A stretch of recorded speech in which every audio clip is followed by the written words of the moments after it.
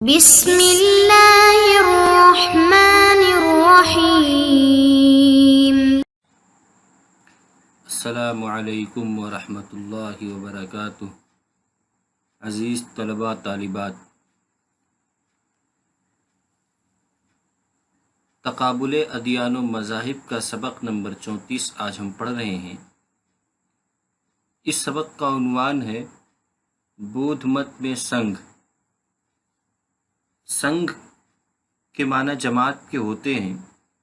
آج کے اس سبق میں ہم پڑھیں گے کہ بودھ مت میں جو سنگھ کا لفظ ہے اس کا کیا مفہوم ہے، کیا معنی ہے، کیا مطلب ہے، کیسے اس کی شروعات ہوئی۔ بودھ کے دور میں چونکہ اس کی شروعات گوتم بدھ کے دور میں اس کی شروعات ہوئی تھی، اس لیے اس کا جاننا ضروری ہے تاکہ تاریخ کی بنیاد کو سمجھیں۔ سنگھ کی ابتدا کیسے ہوئی؟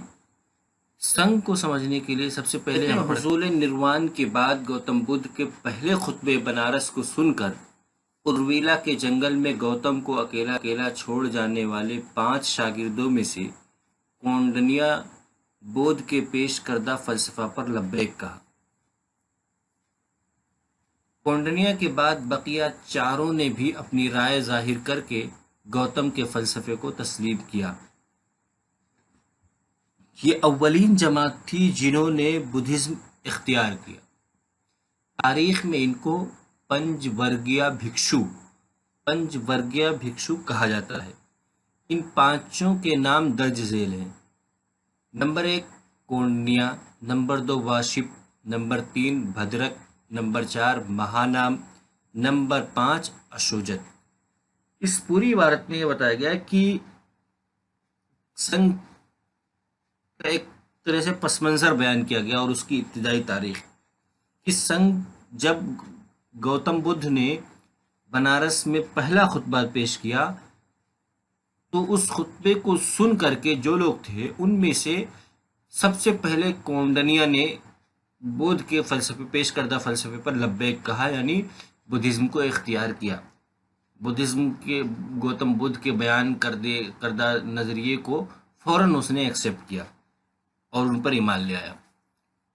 ارویلا کے جنگل، جب گوتم بدھ کی نروان حاصل ہونے سے پہلے ارویلا کے جنگل میں جب یہ تھے گوتم بدھ، تو ان کے 5 شاگرد تیار ہو گئے تھے جو ان سے اس بات پہ، جب انہوں نے تپسیا اور ریاضت، جو بھوک کھانا پینا چھوڑ کر کے جو ریاضت ہوتی ہے اس کو جب ترک کیا، یعنی کھانے پینے کی طرف رجحان ان کا ہوا، تو یہ 5 شاگرد ان کو چھوڑ کر کے بنارس چلے آئے تھے ارویلا کے جنگل سے، ان سے ناراض ہو گئے تھے۔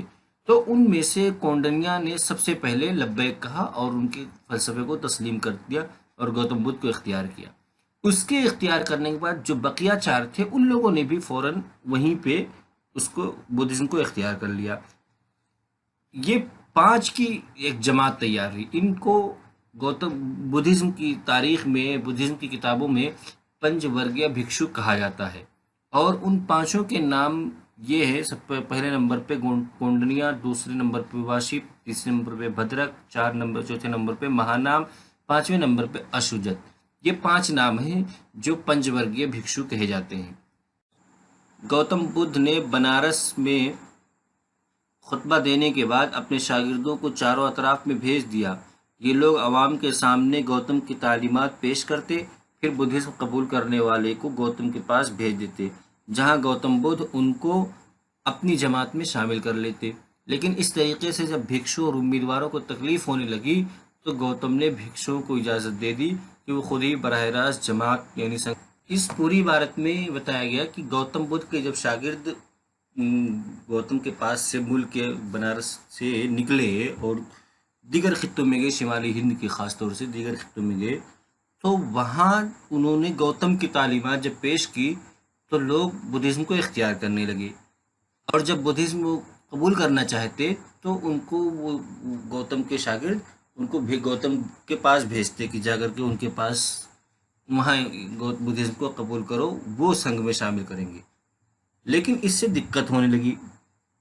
اس سے دقت یہ ہونے لگی کہ ایک لمبا سفر طے کرنا پڑتا تھا۔ اس میں بھکشو یعنی جو ان کے شاگرد تھے اور جو بدھزم قبول کرنا چاہتے تھے، ان لوگوں کو بھی تکلیف ہوتی تھی۔ اس تکلیف سے بچنے کے لیے गौतम बुद्ध ने भिक्षुओं को इजाज़त दे दी कि वो खुद ही बराह रास्त संघ में शामिल कर लिया करें। संघ में शमूलियत की कलिमात। भिक्षु बनकर संघ में शामिल होने वाले को शरण गमन के कलिमात पढ़ाए जाते हैं। शरण गमन दर्ज झेल है। बुद्धा शरणा गच्छामि, धम्मा शरणा गच्छामि, संघा शरणा गच्छामि। शरण गमन को 3 मामन से ताबीर किया जाता है। शरण गमन का मतलब है कि मैं बुद्ध की शरण यानी पनाह में जाता हूँ, मैं धम्मा की शरण में जाता हूँ, मैं संघ यानी जमात की शरण में जाता हूँ। इस पूरी बात में बताया कि अगर कोई आदमी संघ में शामिल होना चाहे, भिक्षु बनना चाहे, तो उसको क्या वो कलिमात है जिनको पढ़ करके उसको संघ में शामिल किया जाता है। यानी वो कुछ कलिमात हैं जिन्हें भिक्षु बनाते हुए पढ़ाया जाता है। वो 3 जुमले हैं, इन 3 को पढ़ा करके उसको भिक्षु बना लिया जाता है। बुद्धा शरणा गच्छामि, धम्मा शरणा गच्छामि, संघा शरणा गच्छामि। ये 3 जुमले हैं, ये उनका कलमा है बुद्धिज्म का, जिसको पढ़ करके वो भिक्षु बन जाता है पढ़ने वाला। इसका मतलब इस 3 कलमे को शरण गमन कहते हैं। शरण गमन का मतलब, इसका मतलब ये होता है इस 3 जुमलों का कि मैं बुद्ध की पनाह में जाता हूँ, मैं धम्मा की पनाह में जाता हूँ, मैं संघ की पनाह में जाता हूँ। संघ में दाखिल होने की शराइत। संघ में शामिल ना हो सकने वालों को के औसाफ बयान करते हुए लेविस मोर लिखते हैं, अलबत्ता बहुत से ऐसे लोग भी थे जो बुद्ध जमात में शामिल ना हो सकते थे। एक वो जिन्हें छूत की बीमारी हो, दूसरे वो जो कर्जदार हों, तीसरे वो जिनकी उम्र 15 साल से कम हो, चौथे वो जो नामर्द हों, पांचवे वो जो हुकूमती अहलकार हों, और ऐसे चोर जो सजा याफ्ता हों। इसमें ये एक कोटेशन है लेविस मोर का, जिनकी किताब मज़ाहिब का इंसाइक्लोपीडिया है। उस किताब में उन्होंने ऐसे लोगों के औसाफ बयान किए जो संघ में शामिल नहीं हो सकते। वो कुल 6 लोग हैं कि अगर ये 6 सिफत जिसके अंदर पाई जाए वो संघ में शामिल नहीं हो सकता। अगर किसी के अंदर ये 6 में से कोई एक सिफत नहीं पाई जाती है तो वो संघ में शामिल होने की शर्त पूरी कर रहा है, वो शामिल हो सकता है। वो 6 शर्त कौन सी? पहली शर्त ये है कि उन्हें छूत की बीमारी ना हो, दूसरी ये कि वो कर्जदार ना हो, और तीसरी ये है कि उसकी उम्र 15 साल से ज़्यादा हो, और चौथी ये कि वो मर्द हो ना मर्द ना हो, और पांचवी ये है कि वो हुकूमती अहलकार ना हो, यानी आम आदमी हो, हुकूमत से उसका ताल्लुक़ ना हो, और छठे ये कि वो सज़ा याफ्ता ना हो, नॉर्मल सा इंसान हो। ये 6 चीज़ें जिसके अंदर पाई जाएं, अगर ये चीज़ें पाई जाती हैं, यानी उसे छूत की बीमारी है, कर्जदार है, और 15 साल से कम भी है, नामर्द भी है, या हुकूमती अहलकार है, या सज़ा याफ्ता है, ये 6 में से कोई एक भी चीज़ अगर उसके अंदर है तो वो संघ में शामिल नहीं हो सकता। संघ में दाखिल होने वाले भिक्षुओं के लिए चंद मुंतखब उसूल व कवानीन हैं जिन पर अमल करना उनके लिए ज़रूरी होता है। वो कवानीन दर्ज झेल हैं। भिक्षु बनने वाले को इन 4 कवानीन की ख़ास तौर पर तामील करनी पड़ती थी। नंबर 1, सब तरह की अय्याशियों से बचना। नंबर 2, किसी पराई चीज़ पर लालची नज़र न रखना। नंबर 3, तशद्दुद न करना। नंबर 4, किसी देवी या गैर इंसानी ताकत का दावा न करना। भिक्षु 3 कपड़े पहन सकते थे जो कि तिरचियोर कहलाते थे। ये कपड़े जोगिया रंग के होते थे। एक कपड़े को अंतरावासक कहते थे जो कि पहनने के काम आता था।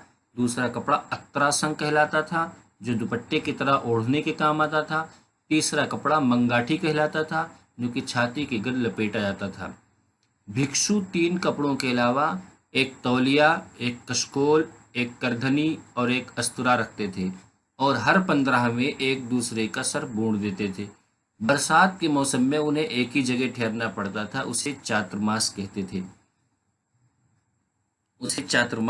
हैं। इसमें बताया गया कि जब कोई आदमी भिक्षु बन जाता है तो उसे क्या क्या करना चाहिए। उसे सबसे पहले, जब कोई भिक्षु बन जाए और संघ में शामिल हो जाए तो उसे सबसे पहले 4 कवानीन पर अमल करना चाहिए। ان 4 قوانین میں سے سب سے پہلا قانون یہ کہ اس بھکشو کو چاہیے کہ وہ عیاشیوں سے بچے، کسی قسم کی عیاشی میں نہ پڑے، اور دوسرا قانون ہے کہ کسی پرائی چیز پر لالچی نظر نہ رکھے، کسی چیز کو ہوس کی نظر سے نہ دیکھے، اور تیسری بات یہ کہ تشدد نہ کرے، یعنی عدم تشدد کا قائل ہو، اور چوتھی چیز یہ کہ وہ دیوی یا کسی غیر انسانی طاقت کا دعویٰ نہ کرے، اس بات کا دعویٰ نہ کرے کہ میں دیوی بن گیا، میں دیوتا بن گیا، ان چیزوں کا دعویٰ نہ کرے۔ اور پھر اس کے بعد ان 4 کے علاوہ پھر ایک خاص قسم کے لباس ہوتے ہیں بھکشو کے، یہ 3 کپڑے ہوتے ہیں، اور جو ان کا لباس ہوتا ہے ان 3 کپڑوں کا اسے ترچیور کہتے ہیں۔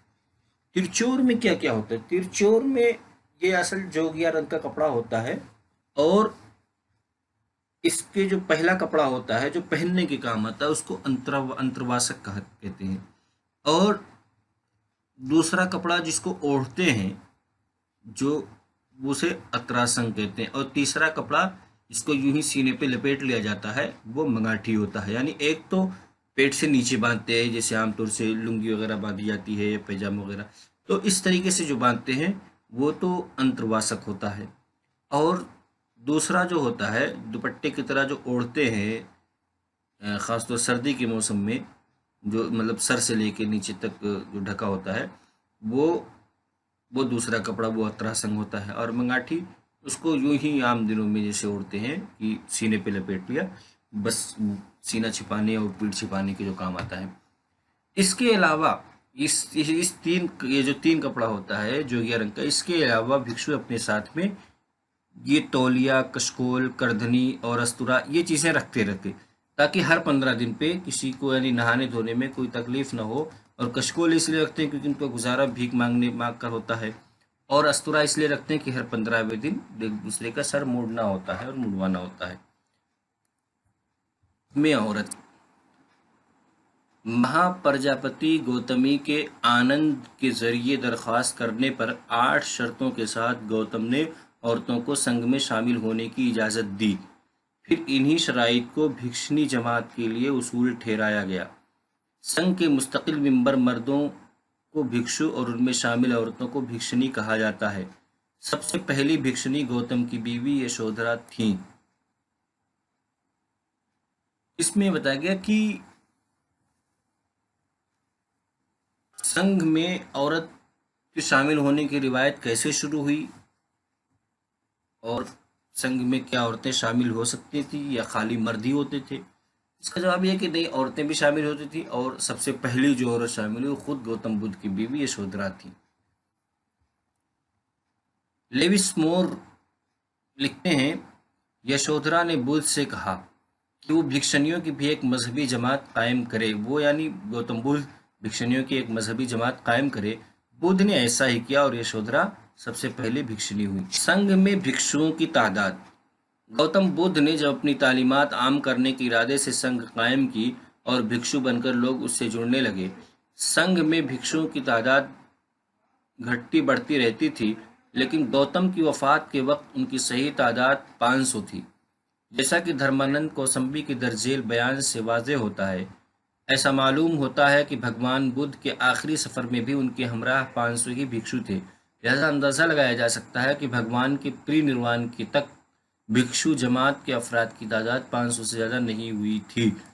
اس میں یہ بتایا گیا کہ جب گوتم بدھ کی وفات ہوئی اس وقت بھکشوؤں کی کتنی تعداد؟ اس وقت بھکشوؤں کی کل تعداد 500 کے قریب 500 تھی، بس تعداد 500 تھی۔ آج کے اس سبق کا خلاصہ کیا؟ آج کے ہم نے سب سے پہلے پڑھا سنگھ کی ابتدائی تاریخ کے بارے میں، پھر اس کے بعد سنگھ میں شمولیت کے کیا کلمات ہوتے ہیں، کیا پڑھا کر اس کو سنگھ میں شامل کیا جاتا ہے، پھر پڑھا کہ سنگھ میں داخل ہونے کی شرائط کیا کیا ہے، پھر پڑھا سنگھ میں عورت کا کیا مقام ہے کہ عورت داخل ہو سکتی ہے سنگھ میں یا نہیں، پھر آخر میں پڑھا کہ بھکشوؤں کی تعداد کتنی تھی اس وقت آخر میں گوتم بدھ کی زندگی میں جب ان کی وفات ہوئی، تو اس وقت سنگھ میں بھکشو جو تھے ان کی کیا تعداد تھی، وہ 500 کی تعداد تھی۔